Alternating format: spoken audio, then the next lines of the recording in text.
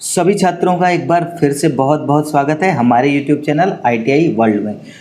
छात्रों, आज हम फर्स्ट ईयर इंजीनियरिंग ड्राइंग के दूसरे चैप्टर जो कि ड्राइंग उपकरण के बारे में है, उसका दूसरा पार्ट लेके आए हैं। पहले पार्ट में हमने कुछ उपकरणों के बारे में बताया था, कुछ उपकरणों के बारे में आज के चैप्टर में देखेंगे, जिसमें से हम set square, protractor, French curve, erasing shield, drawing pin और क्लिप्स ये क्या होती हैं और इनका इस्तेमाल कैसे किया जाता है इसके बारे में जानेंगे। तो अभी तक अगर आपने इस चैनल को सब्सक्राइब नहीं किया है तो प्लीज़ हमारे YouTube चैनल ITI वर्ल्ड को सब्सक्राइब जरूर कर लें। तो चलिए शुरू करते हैं।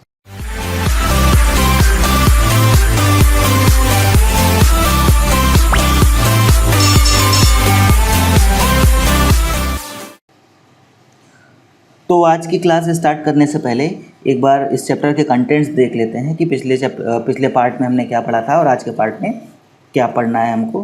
तो पिछले पार्ट में हमने ड्राइंग बोर्ड, टी स्क्वायर, डाप्टर और मिनी डाप्टर के बारे में पढ़ा था। आज की क्लास में हम जानेंगे सेट स्क्वायर के बारे में, प्रोटेक्टर के बारे में, फ्रेंच कर्व के बारे में, इरेजिंग शील्ड के बारे में और ड्राइंग पिन और क्लिप्स के बारे में पढ़ेंगे। तो चलिए क्लास स्टार्ट करते हैं। तो सबसे पहला है आपका सेट स्क्वायर। तो ये रहा आपके सामने सेट स्क्वायर का चित्र। ये सेट स्क्वायर बहुत परिचित सा टूल है जो आप बचपन से ही देखते चले आ रहे होंगे, आपके ज्योमेट्री बॉक्स में होता है, लेकिन शायद बहुत कम ही लोगों ने इसका इस्तेमाल किया होगा। तो आज इस चैप्टर में हम सीखेंगे कि क्या है ये और इसका इस्तेमाल किस चीज़ के लिए होता है, कैसे होता है। तो सेट स्क्वायर ड्राइंग उपकरणों में बहुत ही महत्वपूर्ण उपकरण है जो पारदर्शी प्लास्टिक का बना होता है। इसके एक सेट में दो त्रिभुजाकार सेट स्क्वायर होते हैं। एक सेट स्क्वायर में पहला कोण 30 डिग्री, दूसरा कोण 60 डिग्री और तीसरा कोण 90 डिग्री का होता है। इसकी लंबाई 20 सेंटीमीटर तक होती है, जबकि दूसरे सेट स्क्वायर में दो कोण 45 डिग्री और तीसरा कोण 90 डिग्री का होता है। इसकी भी लंबाई 20 सेंटीमीटर तक होती है। इससे छोटे भी आते हैं 20 सेंटीमीटर से, इससे ज़्यादा भी होते हैं। तो देखिए, इसमें ये सेट स्क्वायर का मतलब ये एक सेट होता है जिसमें दो त्रिभुजाकार सेट स्क्वायर होते हैं, जिसमें से एक आपका सेट स्क्वायर में एक कोण आपका 60 डिग्री का होता है, एक कोण आपका 30 डिग्री का होता है, एक कोण आपका 90 डिग्री का होता है। और इसी में आपका दूसरा जो सेट स्क्वायर होता है, इसमें दो कोण आपके 45 डिग्री के होते हैं और एक कोण आपका 90 डिग्री का होता है। और इसकी जो लंबाई होती है वो आपकी 20 सेंटीमीटर तक की जो बड़ी से बड़ी आती है, इससे छोटी साइज़ की भी आती है, अधिकतम 20 सेंटीमीटर लंबाई तक के आते हैं सेट स्क्वायर। तो इसके बाद और आगे देखते हैं। इसमें दोनों सेट स्क्वायर के कुछ किनारे बेवल्स में होते हैं ताकि इंक से लाइनिंग करते समय कागज़ तथा सेट स्क्वायर के एज यानी कि किनारे में क्लियरेंस यानी कि अंतराल मिल सके और स्याही फैलने ना पाए। तो इसके जो सेट स्क्वायर होते हैं, इसके जो किनारे होते हैं वो किनारे से थोड़े से बेवल यानी कि आपके चपटे होते हैं, थोड़े से तिरछे होते हैं, जिससे कि जब हम पेन वगैरह का इस्तेमाल करते हैं इसके द्वारा लाइन खींचने के लिए, तो उसका इंक ना फैले उसके लिए थोड़ा सा बेवल किया जाता है इसके किनारों पर। सेट स्क्वायर का प्रयोग 15 डिग्री के गुणांक में कोण बनाए जा सकते हैं। इसके अलावा सेट स्क्वायर से किसी दी गई रेखा के समांतर व लंबवत रेखाएं भी खींची जा सकती है। तो सेट स्क्वायर का क्या प्रयोग है? 15 डिग्री के गुणक में कोण बनाए जाते हैं, जैसे कि 15 डिग्री, 30 डिग्री, 45 डिग्री, 60, 75, 60, 75 के बाद में आपका 90, 105, 120, 135, 150, 165, 180 इस तरह के कोण बनाने हैं 15-15 डिग्री में। तो बिना कंपास की सहायता से, बिना चांदे की सहायता से, केवल सेट स्क्वायर की सहायता से ही बनाया जा सकता है। इसके अलावा किसी दी हुई लाइन के समांतर लाइन खींचनी हो या किसी दी हुई लाइन की लंबवत लाइन खींचनी हो तो वो भी सेट स्क्वायर के द्वारा बनाया जा सकता है। और भी टूल आते हैं ये सब कार्य करने के लिए, लेकिन ये भी एक आपका टूल है इन कार्यों को करने के लिए। तो आगे देखते हैं कैसे इस्तेमाल करते हैं इसको समांतर और लंबवत लाइनें खींचने के लिए और अलग अलग कोण बनाने के लिए। तो वर्किंग मेथड यानी कि कार्यविधि, सेट स्क्वायर द्वारा कार्य करने का तरीका आगे चित्र में दिखाया गया है। नंबर ए, समांतर व लंबवत रेखाएं खींचने की विधि, यानी समांतर और लंबवत रेखाएं सेट स्क्वायर द्वारा कैसे खींची जाती हैं। तो ये दो चित्र दिए गए हैं। एक चित्र आपका पहला जो चित्र है ये समांतर रेखा खींचने के तरीकों को दिखाता है, दूसरा आपका लंबवत रेखा खींचने के तरीकों को दिखाता है। तो एक्सप्लेन करता हूँ कि इसको कैसे खींचा जाता है। इसमें आप देखेंगे दो सेट स्क्वायर हैं, एक एक ये आपका 30 डिग्री वाला सेट स्क्वायर है, ये आपका 45 डिग्री वाला सेट स्क्वायर है, ये आपका 30 डिग्री वाला सेट स्क्वायर है। तो इस क्रम को याद रखना है। 45 डिग्री वाला सेट स्क्वायर आपका ऊपर की तरफ और 30 डिग्री वाला नीचे की तरफ। अब क्या करना है, सबसे पहले एक लाइन खींच, इस तरह से रख के, इस वाले सेट स्क्वायर को इस तरह से रख के एक लाइन खींच लेनी है। अब उस लाइन से इस सेट स्क्वायर को मिला के रखना है, होल्ड करके रखना है। और ये जो आपका 30 डिग्री वाला सेट स्क्वायर है, इसके इस किनारे को 45 डिग्री वाले के इसी किनारे से मिला के रख देना है। इसके बाद में अब इस सेट स्क्वायर को हम इस डायरेक्शन में ऊपर ले जाएंगे या नीचे ले जाएंगे, तो उसके बाद में उसकी ये जो एज है, ये जो सतह है, ये ऊपर आ जाएगी। फिर उससे मिलाते हुए हम एक लाइन खींच देंगे, तो इस तरह से समांतर लाइनें खींची जा सकती हैं। इसी तरह से नीचे आने पे एक नई लाइन हम ऐसे ऐसे करके पहली वाली लाइनों के समांतर लाइनें खींच सकते हैं। इसके बाद यहाँ पे आप देखेंगे दूसरा मेथड दिया हुआ है परपेंडिकुलर लाइन खींचने का। ये कैसे है, इसी कंडीशन में पहले एक हमने समांतर लाइन इस विधि से जो खींच ली थी, उसके बाद में हम इसको रोटेट कर लेते हैं, घुमा लेते हैं। घुमा लेने के बाद में कुछ इस तरह से इसको हम मिला लेते हैं 30 डिग्री वाली आपकी सेट स्क्वायर है उसके साथ में। उसके बाद आप देखेंगे कि हमें ये सतह मिलती है एक सीधी वर्टिकल यानी कि ऊर्ध्वाधर। यहाँ से मिलाते हुए एक लाइन खींचते हैं। इसके बाद में इसको नीचे की तरफ ले आते हैं सेट स्क्वायर को, फिर हम दूसरी लाइन खींच सकते हैं और नीचे लाने पे तीसरी, चौथी, पांचवी, ऐसे करके लंबवत लाइनें खींच सकते हैं। तो ये सेट स्क्वायर द्वारा लंबवत और समांतर रेखाएं खींचने का तरीका है। इसके बाद नंबर बी है 15 के गुणक में अलग अलग कोण बनाने की विधि। तो ये कैसे है, ये चित्र देख पा रहे हैं 15 डिग्री के गुणक में अलग अलग कोण बनाने के अरेंजमेंट दिखाए गए हैं कि दोनों सेट स्क्वायर का जो कॉम्बिनेशन है वह कैसे रखना है। जैसे ये आप देख पा रहे हैं यहाँ पे 15 डिग्री का कोण बनाने का 30, 45, 60, 75, 105, 120, 135, 150, 165, इस तरह के अलग अलग कॉम्बिनेशन दिए गए हैं। बस इस चित्र को देखते हुए आप इसका सहारा लेते हुए अलग अलग कोण बना सकते हैं, इसकी सहायता से समझ सकते हैं। बस ध्यान रखने वाली ये बात है कि आपको ये ध्यान रखना है कि कौन सा सेट स्क्वायर आपका 45 डिग्री वाला है और कौन सा 30 वाला है। जैसे मैं सबसे पहले की बात करूं 15 डिग्री के लिए जो है, तो इसमें जो आपका ये वाला प्रोटेक्टर है, ये 30 डिग्री वाला प्रोटेक्टर है, ये आपका 45 डिग्री वाला प्रोटेक्टर है। तो इनको इस तरह के कॉम्बिनेशन में रख के यहाँ पे एक लाइन खींच सकते हैं। उसके बाद में सेट स्क्वायर को हटा के इस लाइन को पूरी मिला सकते हैं और 15 डिग्री की एक हमको कोण की रेखा प्राप्त हो जाएगी। अगला टूल है प्रोटेक्टर यानी कि चांदा। बहुत परिचित सा टूल है, बचपन से आप लोग इस्तेमाल करते आ रहे हैं, पहली दूसरी कक्षाओं से ही। तो चांदा क्या है, चांदा अर्धवृत्ताकार रूप में सेलुलोइड नामक प्लास्टिक की पारदर्शी शीट लगभग 2 मिलीमीटर मोटी से तैयार किया जाता है।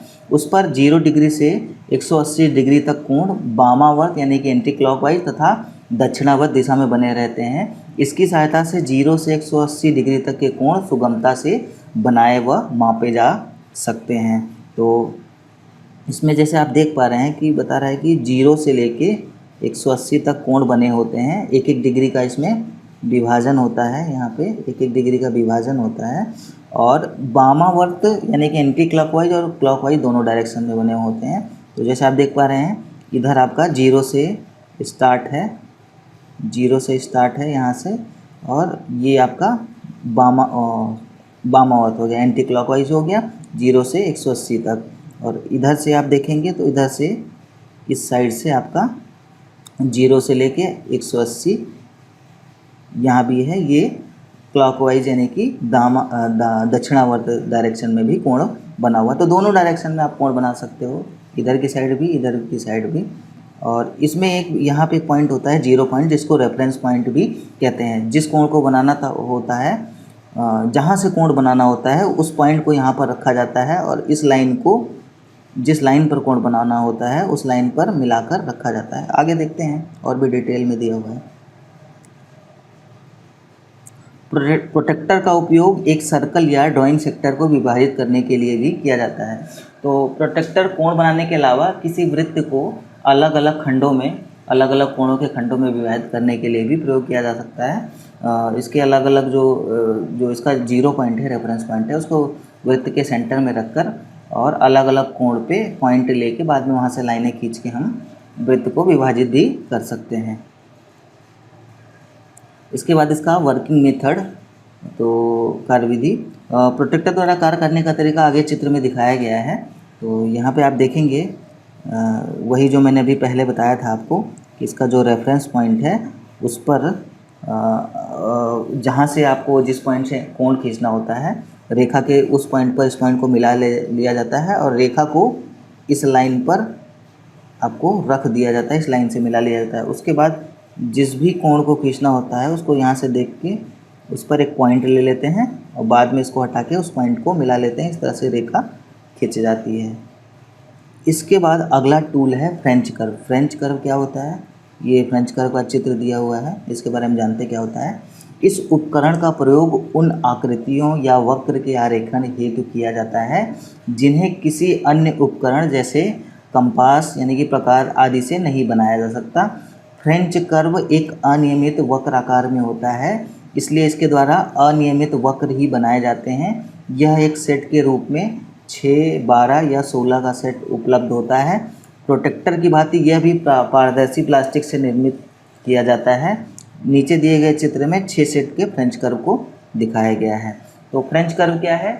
कुछ अनियमित आकृतियाँ जिनको कि बाकी इंस्ट्रूमेंट्स के द्वारा नहीं बनाया जा सकता है, ना ही कंपास के द्वारा ही, ना ही आपका चांदे के द्वारा ही, किसी अन्य उपकरण द्वारा नहीं बनाया जाता। ऐसे जो अनियमित आकृतियाँ होती हैं उनके लिए फ्रेंच कर्व का प्रयोग किया जाता है। ये अलग अलग सेट के आते हैं, 6 के सेट वाले फ्रेंच कर्व, 12 के सेट वाले फ्रेंच कर्व, 16 के सेट वाले। तो यहाँ पे आप चित्र में जो देख पा रहे हैं ये 6 का सेट है, अलग अलग दिए हुए हैं। तो कुछ इस तरह की जो शेप होती हैं, इस तरह की शेप के लिए, ये बनाने के लिए आपका वक्र जो होते हैं, कर्व, उनको बनाने के लिए इसका इस्तेमाल किया जाता है।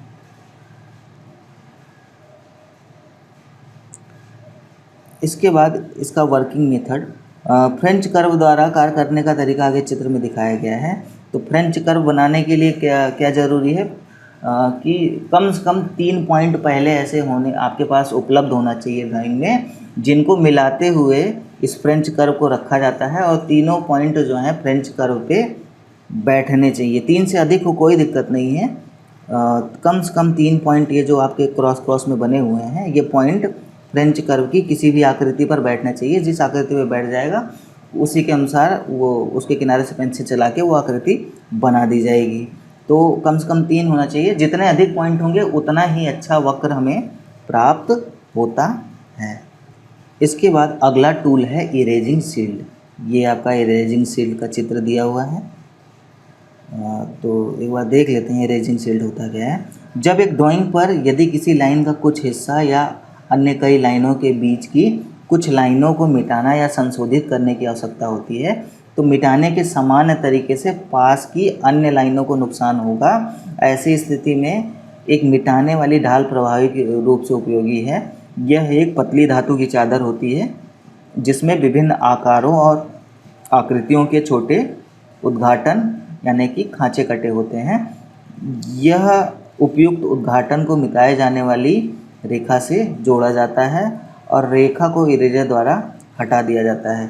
तो क्या होता है कि किसी ड्राइंग में किसी स्पेशल पोर्शन को मिटाना हो, किसी स्पेशल भाग को मिटाना हो, जब कई बार हमने देखा कि जब उसको हम मिटाते हैं तो आसपास की लाइनें जो हमें नहीं मिटानी थी वो भी मिट जाती हैं। तो वो ऐसी समस्या से बचने के लिए इस इरेजिंग शील्ड का इस्तेमाल किया जाता है। तो जिस भी हिस्से को मिटाना होता है उस पर इस इरेजिंग शील्ड को रख दिया जाता है, और जैसे कि इतना पोर्शन हमको मिटाना है तो इसी के अंदर ही इरेजर को चलाया जाता है, तो केवल इतने हिस्से में ही जो हमको मिटाना होता है वो मिटता है।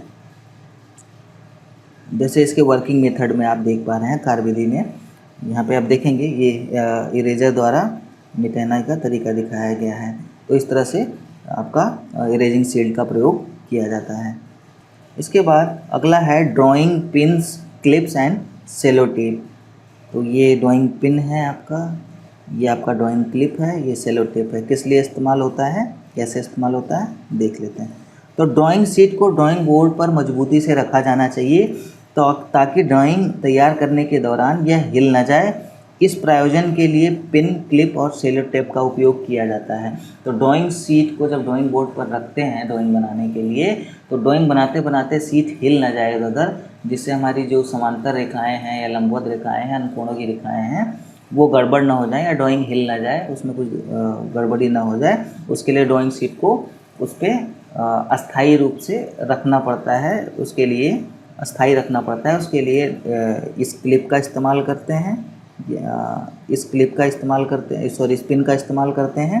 इस पिन को उस बोर्ड में ड्राइंग शीट के ऊपर से धंसा देते हैं, या फिर इस क्लिप का इस्तेमाल करते हैं, या फिर सेलो टेप द्वारा चिपका देते हैं। कैसे चिपकाते हैं आगे देखते हैं। तो ये आप देख पा रहे हैं चित्र, जैसे इसमें ये पिन द्वारा इस ड्राइंग पेपर को ड्राइंग बोर्ड पर लगाया गया है। ऐसे यहाँ पे आप देख पा रहे हैं ड्राइंग क्लिप द्वारा किनारे से ड्राइंग बोर्ड के किनारे से ड्राइंग शीट को कसा गया है। और ऐसे ही आप इधर देख पा रहे हैं, यहाँ पे टेप द्वारा चारों किनारों पे ड्राइंग शीट को ड्राइंग बोर्ड पे चिपकाया गया है। और चारों किनारे के अलावा और भी जगह हम चिपका सकते हैं अगर शीट बड़ी है ज़्यादा तो इस तरह से ड्राइंग पिन, क्लिप्स और सेलो टेप का कार्य होता है। तो अगर आप आज की क्लास की नोट्स तथा निम्मी की इंजीनियरिंग ड्राइंग फर्स्ट ईयर और सेकेंड ईयर की ई बुक्स डाउनलोड करना चाहते हैं तो इस क्लास के यूट्यूब वीडियो के डिस्क्रिप्शन में लिंक दिया हुआ है, उस पर क्लिक करके आप नोट्स डाउनलोड कर सकते हैं। और अगर वीडियो पसंद आया है तो प्लीज़ वीडियो को ज़्यादा से ज़्यादा लाइक कीजिए और अपने दोस्तों में ज़्यादा से ज़्यादा शेयर कीजिए। और अगर आपका कोई प्रश्न है तो कमेंट बॉक्स में हमें ज़रूर लिखें, हम आपका ज़रूर रिप्लाई करेंगे। तो ITI की क्लासेस तथा अन्य जानकारियों से जुड़े रहने के लिए हमारे YouTube चैनल ITI वर्ल्ड को सब्सक्राइब ज़रूर कर लें। तो इस वीडियो को ध्यानपूर्वक देखने और सुनने के लिए आपका बहुत बहुत धन्यवाद। आपका दिन मंगलमय हो।